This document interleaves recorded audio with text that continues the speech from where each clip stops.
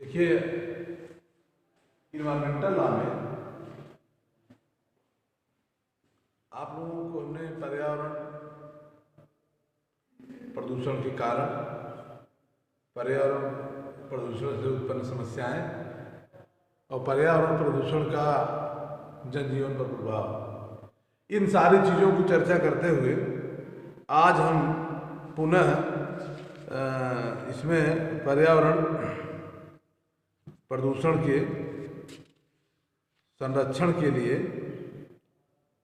स्वच्छ पर्यावरण का अधिकार, राइट टू क्लेम इन्वायरमेंटल, स्वच्छ पर्यावरण का अधिकार भारतीय संविधान में भी उपबंधित किया गया है। मानव गरिमा के साथ जीने का अधिकार, स्वच्छ पर्यावरण का अधिकार, ये सभी जो है भारतीय संविधान के अनुच्छेद 21 के अंतर्गत जो व्यक्तियों के मूल अधिकार बताए गए हैं, फंडामेंटल राइट बताए गए हैं, उसमें शुद्ध पर्यावरण का भी अधिकार आता है, जो भारतीय संविधान के अनुच्छेद 21 में उपबंधित किया गया है। किसी व्यक्ति को उसके प्राण एवं दैहिक स्वाधीनता को विधि द्वारा स्थापित प्रक्रिया के अनुसार ही वंचित किया जाए तो नहीं। No person shall be deprived right to life and personal liberty except to according procedure established by law. According procedure established by law means मानव गरिमा के साथ जीने के लिए शुद्ध पर्यावरण का भी अधिकार उसी में समाहित किया गया है। इसके लिए माननीय उच्चतम न्यायालय ने, विभिन्न उच्च न्यायालयों ने समय समय पर नागरिकों को पर्यावरण के संरक्षण के लिए न्यायालयों के माध्यम से, वाद के माध्यम से दिशा निर्देश दिए हैं, जो उन केसों के माध्यम से, उन मुकदमों के माध्यम से, उन वादों के माध्यम से हम यहाँ डिस्कस करते हैं, जिसमें है शुद्ध पर्यावरण का अधिकार भारतीय संविधान का अनुच्छेद 21 के अंतर्गत है, जिसके अंतर्गत हम देखते हैं कि PIL पब्लिक इंटरेस्ट लिटिगेशन, लोक हितवाद के माध्यम से पर्यावरण संरक्षण के लिए अनेक मामले न्यायालय में विचाराधीन रहे हैं, जिसमें महत्वपूर्ण मामला है MC मेहता बनाम भारत संघ AIR 1987, SC 1086 का मामला है। इस मामले में भारतीय संविधान के अनुच्छेद 21 के प्राण एवं दैहिक स्वाधीनता का अधिकार में स्वच्छ पर्यावरण का अधिकार भी सम्मिलित कर लिया गया। इस मामले का तथ्य यह था कि 3-4 दिसंबर 1983 की रात भोपाल गैस कांड, उसके पश्चात 1985 में दिल्ली 30 हजारी न्यायालय के समक्ष Shri Ram gas food and fertiliser company एक थी। उस कंपनी में ओलियन गैस का रिसाव होता है। उसके परिणाम स्वरूप काफ़ी लोगों को क्षति होती है। 30 हजारी न्यायालय में प्रैक्टिस करने वाले एक अधिवक्ता बंधु की मृत्यु हो जाती है। इसकी क्षतिपूर्ति के लिए, इसको पुनः ऐसी घटना न घटे, इसके लिए भारतीय संविधान के अनुच्छेद 32 के अंतर्गत माननीय उच्चतम न्यायालय में लोक हितवाद दायर किया गया अधिवक्ता समूहों द्वारा। इस मामले में जो निर्णय दिया गया न्यायमूर्ति PM भगवती द्वारा, वह निर्णय कॉमन लॉ का जो नियम था, भारत में जो कॉमन लॉ का नियम था 19वीं शताब्दी का, 1868 की केस, 1868 रालम नाम प्लेचर केस जो थी, रालम नाम प्लेचर की केस में किसी प्रदूषण के लिए या कृत्य के लिए या किसी दोषपूर्ण कार्य के लिए कठोर दायित्व का नियम था। जैसे भारतीय कानून से कॉमन लॉ का जो कानून है, रायलम नाम प्लेचर का नियम, ये कॉमन लॉ का नियम है। ये MC मेहता बनाम भारत संघ AIR 1986 SC 1087 का मामला भारतीय विधि व्यवस्था में, खास करके अपकृत्य विधि पर्यावरण विधि में एक मिसाल कायम किया, एक मील का पत्थर कायम हुआ। इस मामले का निर्णय ये था कि इसमें न्यायालय जब अपना न्यायालय निर्णय दे रहा था, तो न्यायालय के समक्ष जो रायलम नाम प्लेचर का नियम है, रायलम नाम प्लेचर का नियम यह है कि जो कोई व्यक्ति कोई खतरनाक वस्तु अपने कब्जे में लाता है, रखता है, यदि वह वस्तु पलायन करके किसी दूसरे को, किसी पड़ोसी को क्षति पहुंचाती है, किसी पड़ोसी को नुकसान पहुंचाती है, तो वह उस क्षति या नुकसान के लिए वह पूर्ण दायित्व होगा, उसी का पूर्ण दायित्व होगा। उसी को रायलम नाम प्लेचर का नियम कहा जाता था। रायलम नाम प्लेचर के नियम में यह सिद्धांत था, जब कोई व्यक्ति कोई भी खतरनाक वस्तु जिसके अंतर्गत गैस या कोई भी चीज़ जो कि खतरनाक है अपने कब्जे में लाता है, रखता है, यदि वह पलायन करके किसी दूसरे पड़ोसी को नुकसान पहुंचाती है, तो उसका पूर्ण दायित्व होता था। उसको रायलम नाम प्लेचर के नियम के नाम से जाना जाता था। उस नियम के, रायलम नाम प्लेचर के नियम के जो अपवाद थे, उस अपवाद के नाते उसको कठोर दायित्व का नियम कहा जाता था। लेकिन भारतीय विधि व्यवस्था में इस रायलम नाम प्लेचर के नियम को नकारते हुए MC मेहता बनाम भारत संघ के केस में, भारत संघ के मामले में एब्सोल्यूट लायबिलिटी के सिद्धांत को प्रतिपादित कर दिया गया। स्टिक लायबिलिटी रायलम नाम प्लेचर केस में था और एब्सोल्यूट लायबिलिटी, पूर्ण दायित्व का सिद्धांत MC मेहता बनाम भारत संघ AIR 1987 केस में आया। इस केस का ये मामला था, बच्चे को बता दीजिए, इस केस का ये मामला था कि उनको बता दीजिए, इस केस में रायलम नाम प्लेचर केस में, हाँ अच्छा ठीक, रायलम नाम प्लेचर केस में ये मामला है कि इसमें अपवाद बताए गए थे। रायलम नाम प्लेचर केस में अपवाद थे। पहला अपवाद था ईश्वरीकृत एक्ट ऑफ गॉड, वादी की स्वयं सहमति, वादी की स्वयं गलती, सामान्य हित और अन्य जो है कि कारण से किसी अपकृत्य के लिए या किसी पर्यावरणीय क्षति के लिए नुकसानी का दावा करने पर इन अपवादों का लाभ मिलता था। जैसे पहला है एक्ट ऑफ गॉड, दैवीकृत। अब दैवीकृत के जो भारतीय विधि व्यवस्था के अनुसार अगर आप देखते हैं तो भारतीय विधि व्यवस्था में दैवीकृत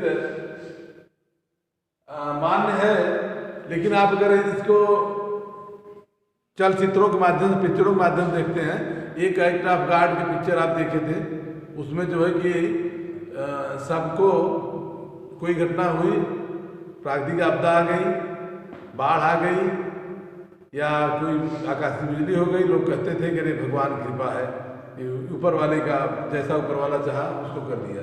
तो एक अधिवक्ता ऐसे भी थे कि एक्ट ऑफ गॉड में सबको नोटिस हो गई, ईश्वर को भी नोटिस हो गई, अल्लाह को भी नोटिस हो गई।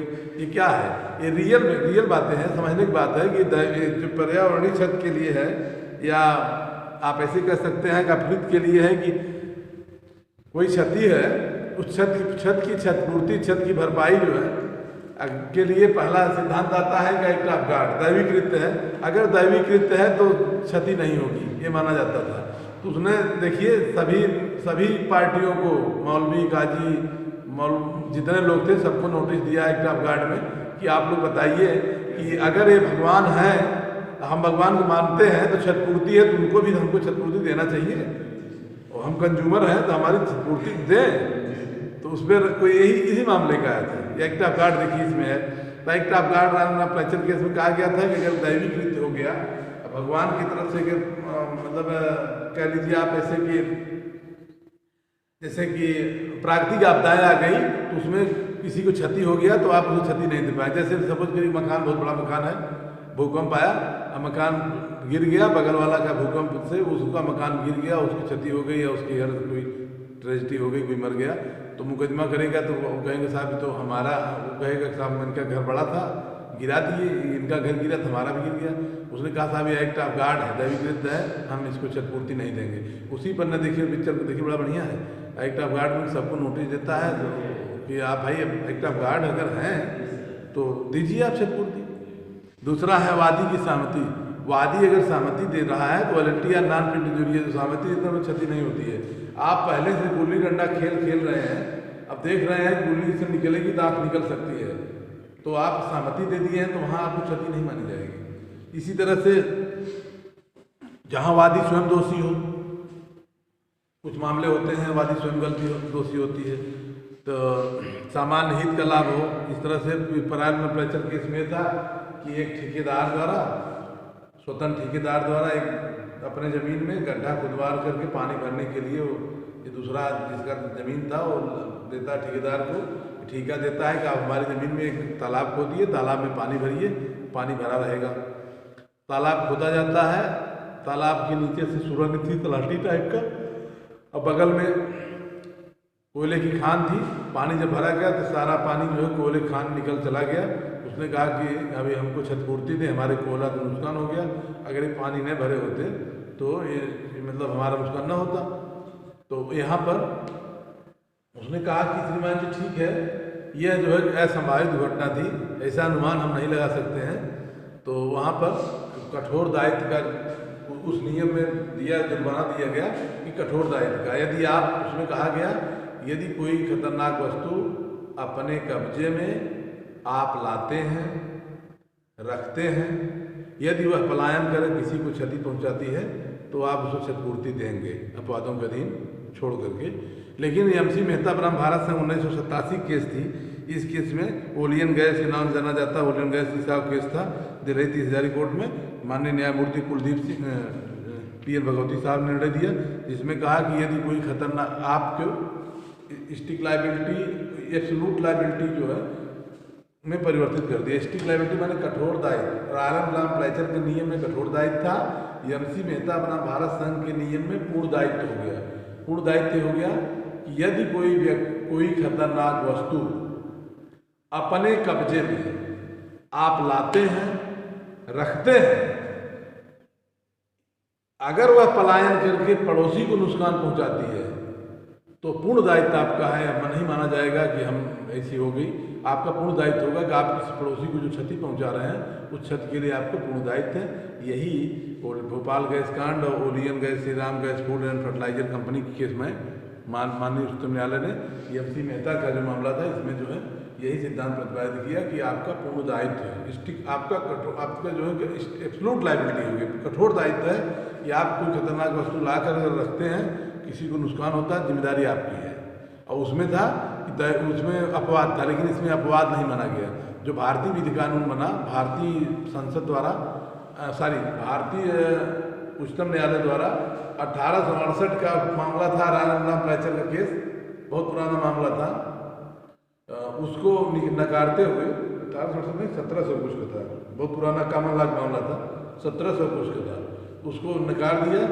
भारत का जो कानून था, अब जो है जो भारतीय न्यायालय का दृष्टिकोण था, एमसी मेहता बनाम भारत संघ केस में, इस केस में कह दिया गया कोई खतरनाक वस्तु यदि आप अपने कब्जे में लाते हैं, रखते हैं, पलायन करके पड़ोसी को नुकसान पहुंचाता है तो पूर्ण दायित्व आपका होगा। इस तरह से ये केस है। अब इसके बाद एक दूसरी केस आती है पर्यावरण संरक्षण के लिए। पर्यावरणीय संरक्षण के लिए माननीय उच्चतम न्यायालय के दृष्टिकोणों में हम देखते हैं, यह चरण लाल साहू बनाम भारत संघ, AIR 1990। चरण लाल साहू बनाम भारत संघ का केस बहुत महत्वपूर्ण केस है। इस चरण लाल साहू वाले केस में ये था कि इस मामले में माननीय उच्चतम न्यायालय ने यह अभिनिर्धारित किया कि मानव का अधिकार हमारे राष्ट्रीय आयामों के संदर्भ में प्राण, स्वतंत्रता, प्रदूषण मुक्त वायु, जल आदि का अधिकार है, जिसको चरण लाल साहू बनाम भारत संघ केस में भारतीय संविधान का अनुच्छेद 21 में, 48A में और 51AG में यह इसको जोड़ करके संवैधानिक दायित्व के अधीन बांध दिया गया। भारतीय संविधान का अनुच्छेद 21 में है कि किसी व्यक्ति को उसके प्राण एवं दैहिक स्वाधीनता को विधि द्वारा स्थायी प्रक्रिया के अनुसार वंचित किया जाएगा अथवा नहीं, अर्थात प्राण के अधिकार को फंडामेंटल राइट में अनुच्छेद 21 जोड़ दिया गया। 48A में 48A में राज्य का दायित्व बनाया गया कि नागरिकों नहीं बल्कि व्यक्तियों के लिए, वन्य जीव के लिए, संरक्षण के लिए आप काम करिए, जो कि पर्यावरण का संरक्षण हो, संवर्धन हो, तो प्राणी मात्र के प्रति दया।